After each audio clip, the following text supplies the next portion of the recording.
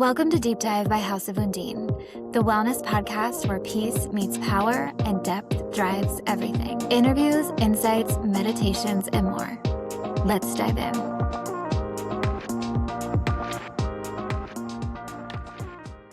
Hello, and welcome back to Deep Dive by House of Undine. I am so happy that you're here. I hope you're all having a great day, whether it's Monday or whatever day it is. I hope it is great.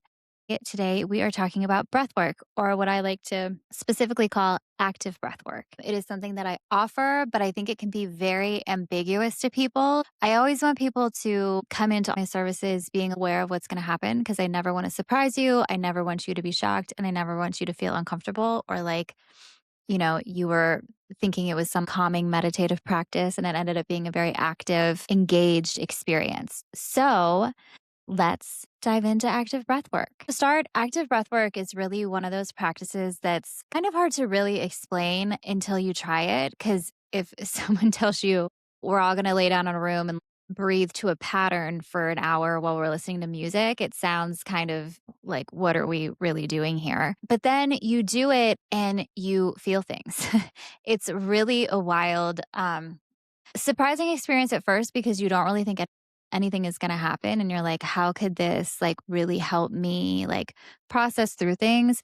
But it does. Like emotions come up, you can cry, you can laugh, you can have, and a lot of times people walk away feeling like something inside them has really shifted and their energy is much more aligned. And the strangest part about it is all based on something we do every single day without thinking about it, which is breathing. Active breathwork specifically has become one of the more interesting tools in the wellness space because it sits in this kind of really interesting intersection between science, somatic therapy, and almost like a personal transformation.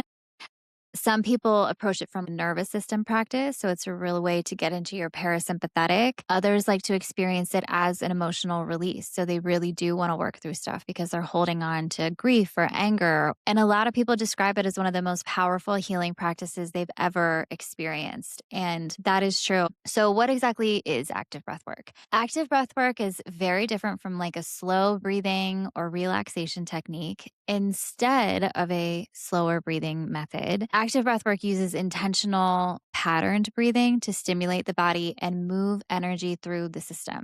And over time, this breathing pattern changes the chemistry of the body by slightly increasing your oxygen intake and then shifting the carbon dioxide levels. The shift can create a very different internal experience or emotional experience. And people can feel tingling in your body, waves of emotions, physical sensations, memories can resurface, or deep emotional release. And that is really why active breathwork is often described as a form of somatic processing, somatic meaning of the body, because we are really using our body and our breath to process these emotions we're holding on to rather than trying to think through them. And on that note, like where does breathwork and the body kind of intertwine? Well, a lot of modern therapy focuses a lot on talking through experiences, which is obviously incredibly helpful and serves its purpose and its time. But our bodies also store those emotional experiences physically. And I know that sounds really ambiguous, but I think a good way to put it in more of a practical perspective is when you are stressed, when you're in your sympathetic nervous system, when you're in your fight or flight, when shocking things happen to you. And I'm sure if you're listening to this, you're of the age where shocking things have probably happened to you that you weren't expecting, that were upsetting. Your body tenses. You tend to curl in. You get tight. You're not open. You're not relaxed. You're like hunched over and your muscles contract. And our bodies store those emotional experiences physically. So stress, grief, trauma, tension, they all live in your nervous system long after an event has passed. Active breathwork works differently than talking through those experiences because instead of analyzing those emotions with your mind, it creates conditions where the body can release them directly. The breath really becomes a tool that opens the door. And for me, I always like to talk a little bit about myself with this. And I think a lot of people can relate. I'm pretty hyper aware of the things I have done. I've spent a lot of time um, looking back at my past, kind of delving into myself and why I did the things I did. And it starts to kind of become this replaying events in your head all the time. And then you kind of get stuck in this circle and you can't get out of it. And also, what I learned really well reading Body Keeps a Score, when you are replaying memories in your head, your brain doesn't understand the past versus the present. Every time you bring up those memories and every time you talk about them, you're bringing up those emotions. So you're bringing those up and you're feeling them again as if it's the first time. Obviously, as time passes, it's not really as emotional as the first time, but it's still emotional for you. And your brain can't really determine whether you're in today's present moment or you're in the past. That's why rumination can be so harmful because you're thinking about these things that aren't actively in your present and there aren't anything you can change, but they're upsetting you as if they're happening right now. And so what breathwork gave me was what honestly all of my services have given me is a way for me, who's someone who kind of is hyper self-aware and who has trouble really ruminating on things. It gave me a different way to process through all those things I was holding on to. And to be very frank, I do have a lot of trouble talking about things. I am a naturally incredibly quiet person. Doing all this now, you would probably think that love public speaking and I'm really great in front of crowds and I'm like a huge extrovert. But if anyone who knows me personally, I certainly can have extroverted tendencies, but on the whole, I'm naturally very introverted and formerly incredibly shy and very quiet. I don't actually love talking all the time. So, what breathwork does is instead of analyzing those emotions, again, it creates conditions where you can release them. And that's why people experience breathwork as so deeply emotional and cathartic. In fact, I did a session with a client recently, and she had never done breathwork before. And her immediate response was, that was cathartic. And it's not because you're trying to force anything to happen. You are able to shut your mind off so the body is able to kind of tell you what it needs and what it needs to let go of. So it has this space to do so. So rather than working from kind of a top down method where we're thinking we can figure everything out and tell ourselves what we need to do and we're going to think ourselves through everything, it moves you into your heart space. And it allows your body to speak for itself and your body knows what it needs to release. I mean, our bodies are really so much smarter than us most of the time, but we really think we're outsmarting them. And it's really been a transformational practice for me. It was something I don't know that I ever imagined I would have done. And actually, the story and how I even got into this is kind of interesting. So I discovered breathwork for the first time on a trip with my mom to LA. I had found this class and I was like, Mom, we got to do this breathwork thing. I see all these people doing it and it seems really cool. They're having these really wonderful experiences. They're all raving about it. Like, we need to try it. So I think it was actually on my birthday that we did this. And I take my mom, and my mom is so fun. She's always down as long as it's not heights. She's for it. But she's sitting next to me. We go in this room. It's like a room of 50 people. It's a high-end, nice place. Like the place is very nice. It's very luxe, very my vibes. We're sitting there, it's packed. And the facilitator comes in and she goes, and as a lot of you may have heard, we're doing breath work today. Some of you may call it breathing practice. Others may call it like transformative breath work. And some may refer to it as psychedelic breath work. And I was like, excuse me, what? I like couldn't even look at my mom. I was like, oh my God, she must think I'm crazy. Like, what did I bring her to? What is about to happen? Are we all about to like do shrooms and do some weird Venice breathwork practice? But she was a great sport. And we did the breathwork experience, no shrooms added. It was not that kind of experience, but it was very transformative for me. It's like you feel the energy moving, and we both walked out of it just feeling lighter and like we had just really let go of something and we just felt great and like our energies had shifted. I was just from that moment, I knew I loved it. I knew I wanted to continue to do it. I knew I had to come back and find a place in Richmond to do it. And then I ended up doing breathwork here, loved it.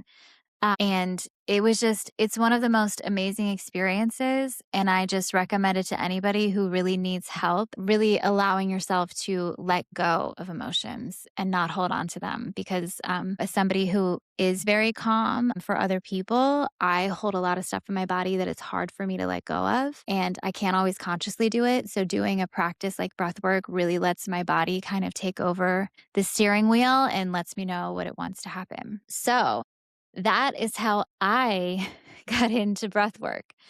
Thought I was entering a psychedelic experience. I was not, but it was a hilarious way to start and a really cool intro into a really beautiful practice that I hope to share with other people. And then when I got back, I was like, okay, how do I get trained in this? How do I get certified? Because this goes so perfectly with, like, at this point, I had been trained in yin already.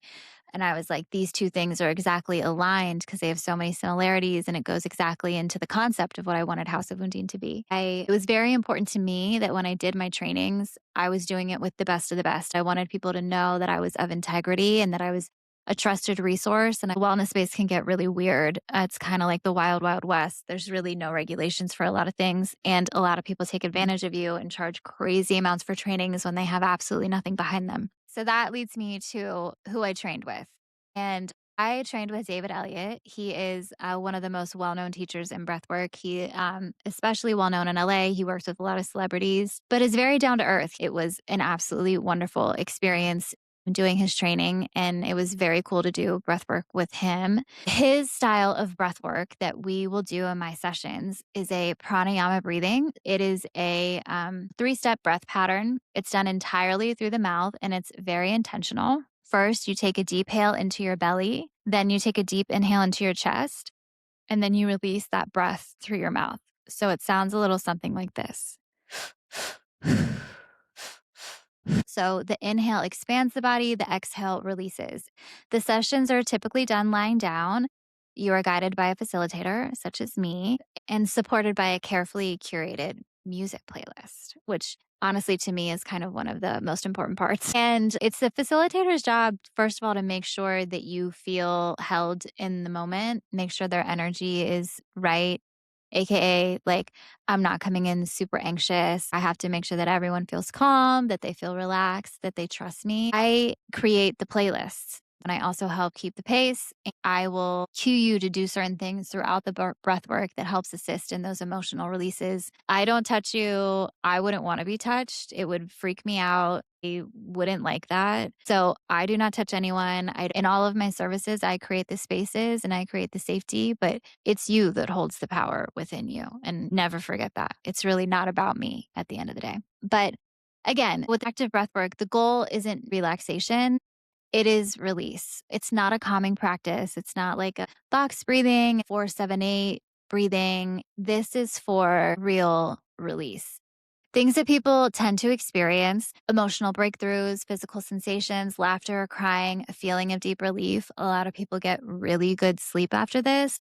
A lot of people have kind of like epiphanies. They see things differently. They are able to release things. And just a little note on my personal experiences with breathwork. Interestingly enough, and probably contrary to what you might think, most of my personal experiences have been through virtual breathwork. My training was done virtually, and there are benefits to virtual breathwork. One of those is that you're in your own house, so you feel safe in your house. And so you're able to just relax in your own space and you're not next to a bunch of people. I have also done a lot of group breathworks, which are also very powerful. I love them both for different reasons. I honestly think I'm so used to virtual that it's so easy for me to slip into it that I think right now it might be my preferential experience, but if I knew somebody who did breath work with specifically crystal tones bowls, I would be there, because even though I do that experience, I have experienced sound bowls, which is a really awesome experience, but I have never experienced crystal tones, which are my favorite sound instrument.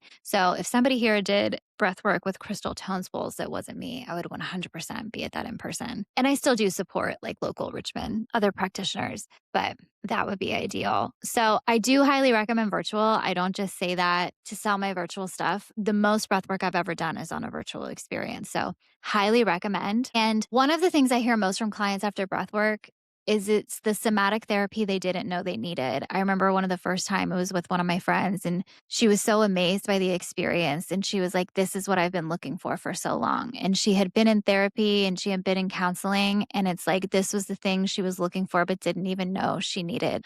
And that's the power of breath work. It gives your body a pathway to release things that sometimes the mind can't access. And as a final note, because I know this is really big in the wellness space and it has been for the past couple of years, sometimes people compare active breathwork sessions to psychedelic experiences and they compare them to things like ayahuasca. I have personally never done an ayahuasca trip. I don't really have much interest in it. It sounds to me like the worst experience. I'm in it for hours, like days. I can't control it. I'm seeing vision, like throwing up. Like I have to go and like stay somewhere I don't want to. Honestly, to me, not ideal. And I think that all the power you need is in your body. And that's David Elliott's whole thing too. Like you don't really need to pair breathwork with anything else. And it's really all you need. And you don't need to do it paired with plant medicine. And you shouldn't. But while they are obviously very different experiences, ayahuasca and breathwork, in the way that they're handled, they both create altered states of awareness. I have done trainings with people who have done ayahuasca. And what I will say is that they have said in the meetings and in the trainings after doing the breathwork that the breathwork was so much better than any plant medicine trip they have been on. And it was more powerful. And it's 45 minutes to an hour, you wake up and you go about your day as a normal person. Another client that I had told me she had done plant medicine before and it was really transformational for her, but she felt like she had opened herself up and then there was no closure to what had happened. Whereas with breath work, there was an opening and a releasing, but there was also a closing at the end. And that for her, that was really powerful. And I find that to be true. You know, you open up and you release during breath work, but you also have that deep rest and that closing and that integration after that allows you to feel like it was a full circle kind of moment. To further that notion, it's not like breath work is going to be like the cure-all. Your body, you're always going to continue to go through things in life. You're never going to reach this point where like no bad things are ever happening to you and you've just reached the holy land. Bad things always happen, little things. It doesn't have to be a massive thing. It's not like somebody died and you have to go do breath work. Like you could have had like a bad day at work and you just need to process the anger out of you and like have a safe space to like scream and cry and get it out in a way that's healthy because we all need that. We really have no way to do that on our own. So I say with all my practices, they're tools that you can keep in your toolbox. They're things that help you deal with things that are hard to deal with, but they're not cure-alls for anything. And with that, I just want to close with saying what I appreciate most is how breathwork kind of cuts right to it. It doesn't require years of meditation. It doesn't require substances. It is simply your breath in a different internal state, and it allows you to process things you've been holding onto for years. And the breath is always there. We're learning that our breath might actually be the most powerful tool we have. So if you are interested, I would love to do a virtual session with you. If you ever have questions, I'm happy to answer any of them. I do feel like it is really hard to explain breath work because it's something you really have to do for yourself to experience and see if you even like it, because you might not, and that's okay too. But try it for yourself, see what you think, DM me, reach out, email, sign up. I would love to see you and I would love to hold space for you. And I can't wait to talk to you next week. Have a great week, everybody. Love you. Bye. Thanks for diving deep with us. If you like this episode, share it, rate it, and come back next week for more. This is Deep Dive by House of Undine, where peace meets power.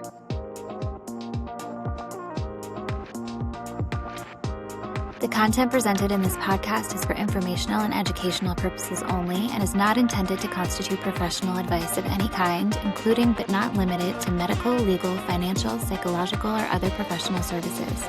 Nothing discussed should be interpreted as medical advice, diagnosis, treatment, or prevention of any disease, nor as a substitute for advice from a licensed physician, healthcare provider, or other qualified professional.